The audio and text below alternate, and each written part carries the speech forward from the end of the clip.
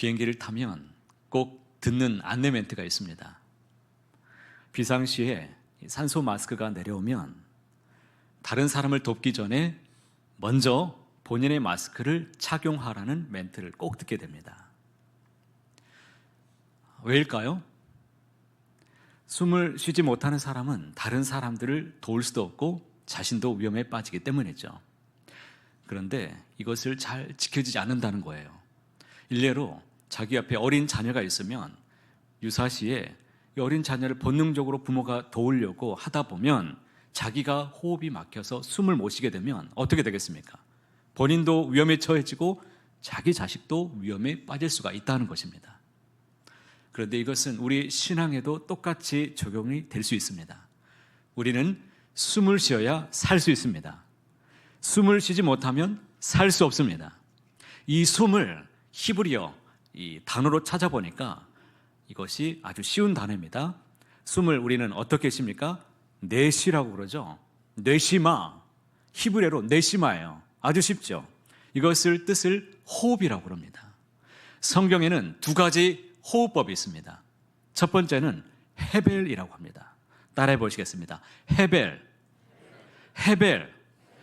헤벨은 인간의 호흡을 말합니다. 우리 손가락으로 앞에 코에다가 코끝에다가 대시고요. 한번 콧바람을 한번 불어보시기 바랍니다. 만약에 이 코에 이 코끝에 호흡을 5분 동안 못하게 되면 어떻게 될까요? 우리는 이제 더 이상 이 세상 사람이 아닐 것입니다. 이 사람의 생명이 이 코에 달려있다는 것이죠. 이 코끝에 있습니다. 얼마나 허무합니까? 그래서 솔로몬은 이렇게 인생이 허무하기 때문에 헛되고 헛되며 헛되고 헛되니 모든 것이 뭐하도다? 헛되도다라고 고백했습니다. 히브리어로 헤벨 이렇게 말했던 것입니다. 인간의 호흡을 다른 뜻으로 이렇게 이야기해 본다면 상징적으로 우리가 인간의 노력, 하나님이 없이 살아가려고 하는 모든 것을 말합니다. 자기 힘으로, 자기 수고로 사는 모든 것, 이것을 멈추라는 것입니다.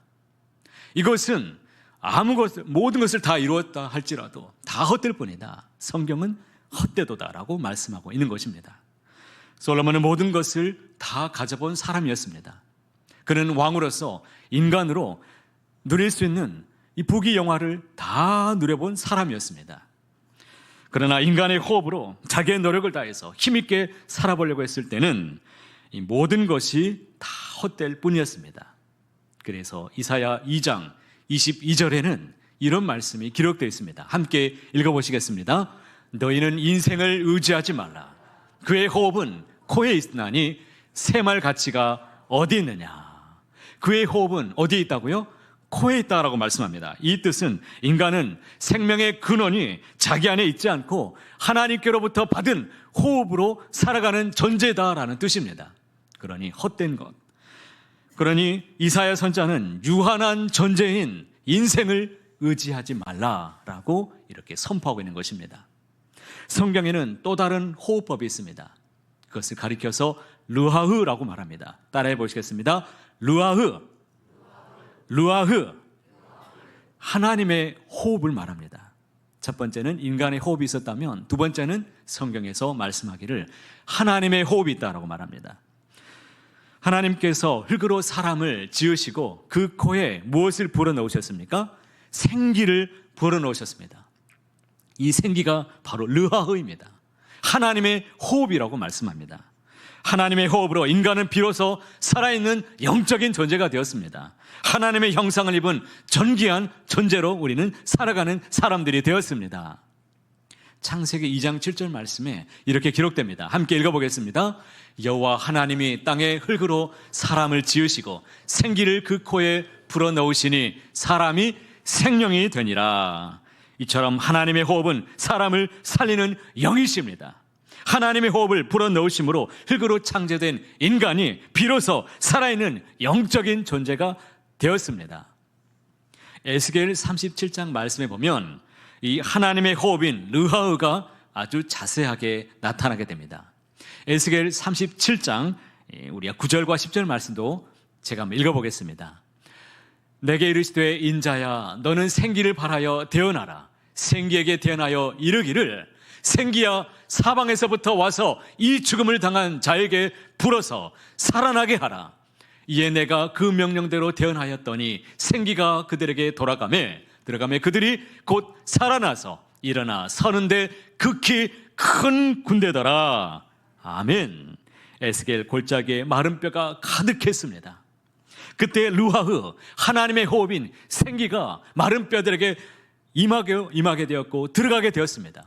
그 코에 생기를 불어넣으니까 마른 뼈들이 살아나서 지극히 큰 여호와의 큰 군대가 되었습니다. 바벨론 포로로 끌려가 절망 가운데 있었던 이스라엘 백성들에게 하나님의 호흡이 함께 하실 때 그들이 마른 뼈 같은 인생들이 살아나는 이 환상을 에스겔이 보게 되었습니다.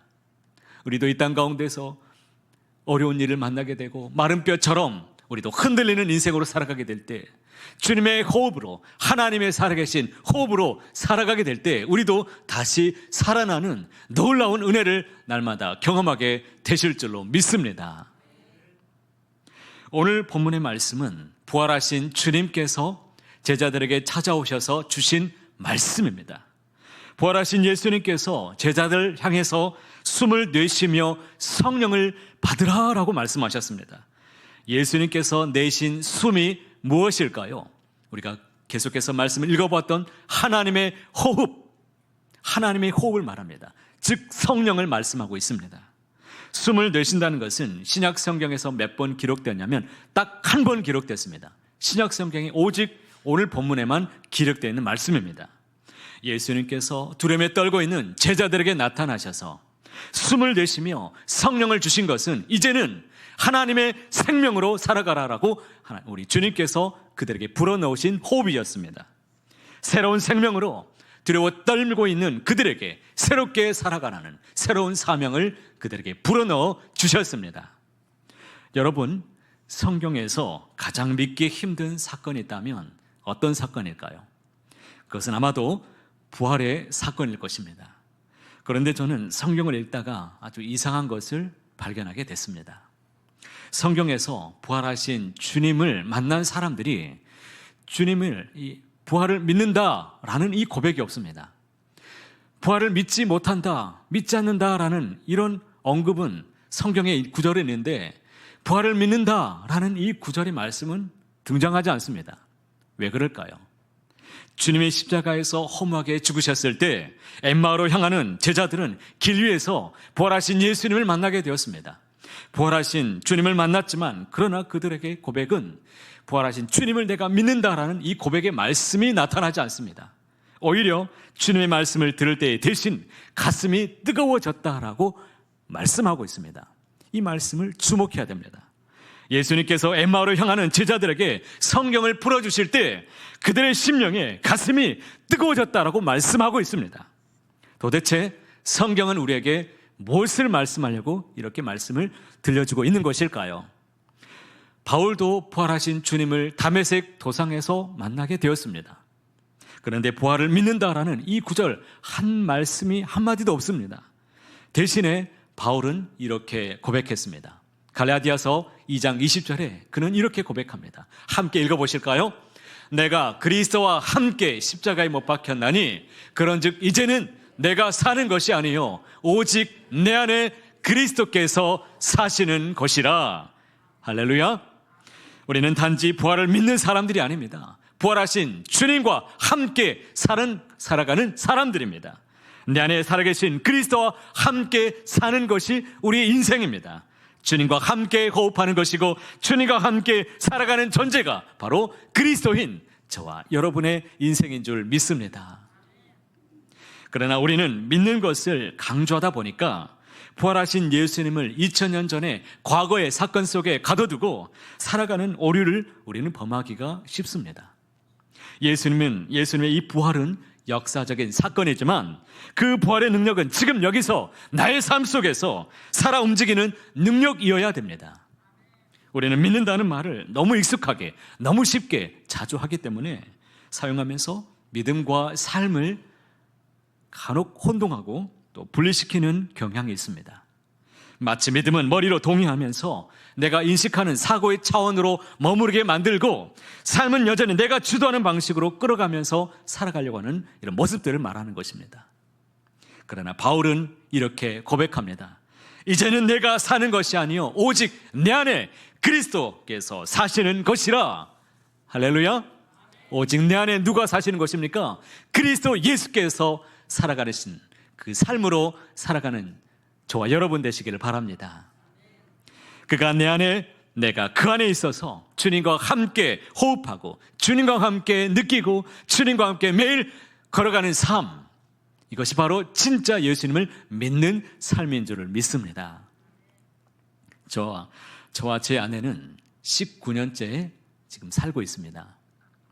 그런데 저는 다른 사람들에게 저 사람이 제 아내임을 믿어달라고 간청하지 않습니다. 왜 그럴까요? 이미 19년째 동고동락하면서 살고 있기 때문입니다. 무슨 말이 더 필요하겠습니까? 주님이 부활하셔서 두려움에 떨고 있는 이 제자들을 찾아가신 이유가 무엇일까요? 그들과 함께 영원히 호흡하며 그들과 함께 동거동락하며 그들과 함께 살기 위해서 주님이 그들 가운데 찾아오셨습니다.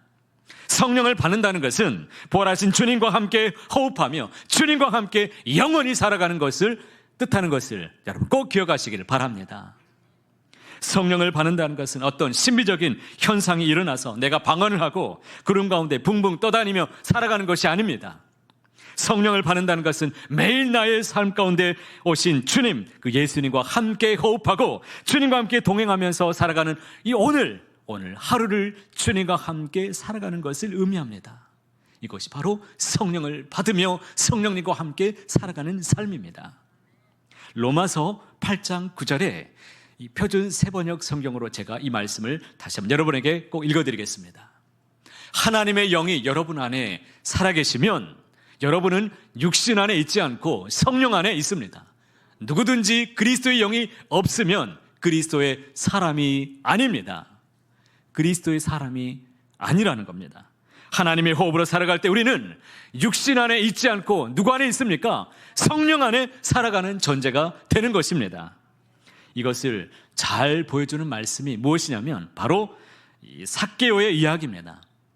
삭개오는 이 세상의 권력의 자리에 서서 그는 이 세상의 돈을 움켜잡으며 그가 누리고 싶었던 모든 것을 다 누리고자 했던 사람이었습니다. 그가 예수님을 만난 곳이 어디였습니까? 어느 나무였습니까? 뽕나무 위였습니다. 사람들은 삭개오가 키가 작기 때문에 예수님을 보기 위해서 뽕나무 위에 올라갔다라고 생각합니다. 물론 맞습니다. 그런데 여기에는 좀 더 깊이 생각해 볼 말씀이 있습니다. 뽕나무는 삭개오의 삶의 자리입니다. 더 높은 자리, 항상 움켜잡은 사람, 누군가를 밟고서라도 더 올라가고자 애쓰며 힘쓰며 살아가는 이 삭개오의 모습을 상징적으로 보여주는 것이 무엇이냐면 바로 뽕나무였습니다. 그는 항상 올라가는 삶이었습니다. 매일 헐떡거리는 숨을 내쉬면서 돈을 모으고 그것이 있으면 세상 사람들 앞에 떵떵거리면서 내가 살면서 사람들이 나를 인정해주고 나를 돌아봐주는 그런 인생을 살고 싶었습니다. 자신의 힘으로 올라가는 인생을 힘쓰면서 그 자리에 주님을 만나기 위해서 뽕나무 위로 그는 밟고서 올라갔습니다. 그런데 그 자리가 행복하지가 않습니다. 모두가 손가락질하는 자리입니다. 허전합니다. 허무합니다. 다 헛된 것이었습니다. 예수님께서 그런 삭개오의 모습을 보면서 삭개오야 속히 내려라 라는 말씀을 삭개오에게 들려주십니다. 그 자리는 인간의 호흡처럼 쉬 사라져버리는 헛된 자리니라. 그러니 삭개오야 내려오너라, 내가 오늘 내 집에 유하리라 라는 말씀을 주셨습니다. 그때 사람들이 수근거리죠. 주님이 삭개오의 집에 유하신단다, 죄인의 집에 들어가셔서 하룻밤 유하신단다, 이렇게 손가락질합니다. 아니요, 주님은 단지 하룻밤 머무르시면서 밥 한 끼 얻어먹고자 찾아간 것이 아니었습니다. 삭개오와 영원히 함께 살면서 그와 더불어 먹고 그와 더불어 호흡하며 살기 위해서 그의 집에 들어가셨습니다. 매일 수고하고 헛된 호흡을 하면서 살아가는 삭개오에게 이제는 주님과 함께 호흡하며 그와 더불어 먹고 마시며 영원히 살기 위해서 우리 주님이 죄인의 집에 들어가신 사건입니다. 그때 삭개오의 삶이 진정으로 변화되었습니다. 살아계신 주님, 그 주님을 진정 만나게 되었습니다. 삭개오는 인간의 호흡을 하면서 매일 움켜잡으면서 살아왔던 모든 것을 과감하게 내려놓았습니다. 주님께 고백하며 다 내려놓았습니다. 하나님과 함께 호흡하며 주님 안에 진정 거하는 삶을 그가 이제는 누릴 수가 있게 되었습니다. 이것이 복음입니다. 주님을 만난 인생입니다. 성령님과 함께 살아가는 인생인 줄 믿습니다. 힐링토크로 유명한 김창옥 교수님, 여러분 잘 아시죠? 그는 강연으로 바쁘게 살면서 어느 순간에 자신을 잃어버렸다라고 고백했습니다. 어느 순간 보니까 몸과 마음이 평화가 깨지고 우울증이 찾아왔습니다. 행복하지가 않았습니다. 남들은 즐겁게 해주고 막 재밌게 해주면서 힘을 주고 치유하면서 살았지만 자기는 고통에 허덕이면서 어느 날 살고 있더라는 것입니다. 그래서 그가 고향인 제주도에 내려갔습니다. 고향 제주도 앞바다에 내려가서 제주바다에서 해녀들과 같이 물질하면서 보내면서 그가 마음의 평강을 다시금 되찾았다고 고백했습니다. 그가 물질하면서 삶의 원리를 한 가지를 깨달았는데 그것이 무엇이었느냐면 이 해녀들도 상군, 중군, 하군으로 나뉘어진 것을 알게 됐습니다. 물속 깊이의 3m에서 5m까지 잠수하는 해녀를 하군이라고 부릅니다. 그리고 5m에서 10m까지 깊이 잠수하는 이 해녀들을 가리켜서 중군이라고 말합니다. 그리고 10m 이상 더 깊이 잠수하며 내려가는 이 해녀들을 가리켜서 상군이라고 말합니다. 하군은 바다 깊은 곳에 있는 이 씨알이 굵은 이 전복을 잡을 수가 없습니다. 그런데 해녀들이 자기 욕심을 낼 때에 어떤 일이 생기냐면 잠수병이 생기고 자기 숨을 넘어설 때 익사사고가 번번이 일어난다는 것입니다. 그래서 노장의 해녀가 후배들을 가르칠 때면 항상 하는 말이 있습니다. 내 숨만큼 허라이, 내 숨만큼 허라이. 호흡에 욕심내지 마라. 숨에 욕심내지 마라. 이렇게 가르친다는 것입니다. 사랑하는 성도 여러분, 우리는 내 숨을 벗어나며 혹시 살고 있지는 않습니까? 내 숨을 벗어나서 세상의 헛된 것을 잡으려고 매일 헐떡거리면서 가쁜 숨을 쉬면서 살고 있지는 않습니까? 그렇게 열심히 살았는데 과연 여러분이 지금 손에 붙잡고 있는 것이 과연 그것이 무엇입니까? 세상 사람들이 과연 부러워하는 것들을 다 가지고 있으십니까? 그것이 여러분에게 행복을 주고 있습니까? 거기에서 만족을 누리며 살아가고 계십니까? 참으로 열심히 살았는데 인생이 공허하며 밀려올 때가 있습니다. 허무감에 허덕이면서 살아갈 때가 있습니다. 내가 무엇을 바라며 살아가고 있는가? 내가 무엇을 붙잡기 위해서 내가 지금 이렇게 애쓰며 수고하며 살아가고 있는가? 어린 시절에 땅 따먹게 했던 이 시절이 이 말씀을 묵상하는 중에 떠올랐습니다.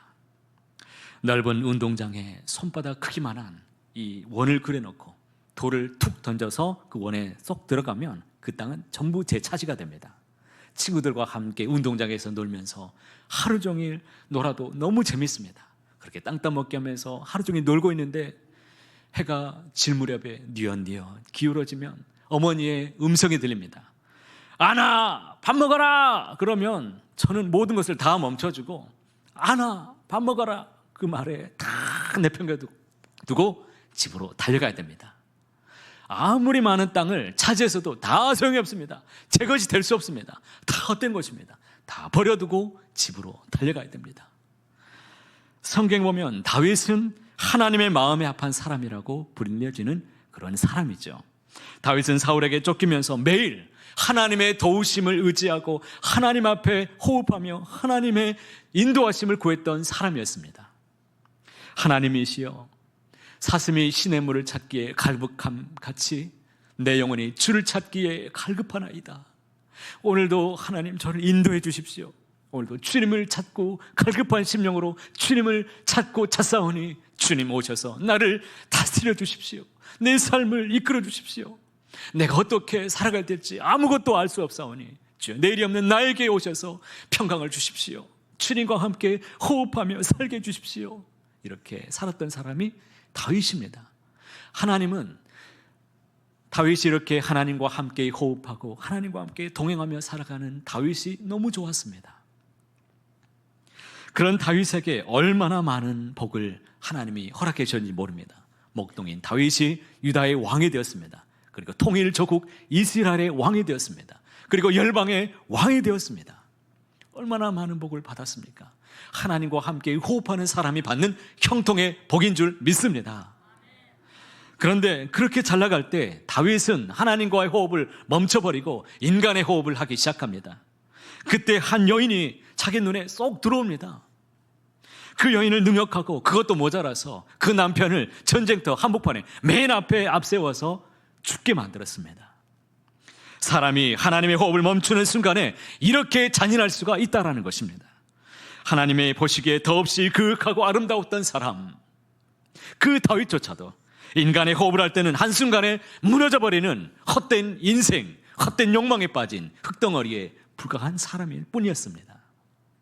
하나님의 호흡을 멈추는 순간에 죄로 달려가는 것이 바로 인간의 본성입니다. 그 모습을 하나님께서 보시고 나단 선지자를 통해서 그를 책망하셨습니다. 그리고 그의 눈꺼풀이 다시금 벗겨지고 그와 같이 그는 죄로 회개하며 하나님 앞에 고백하지요.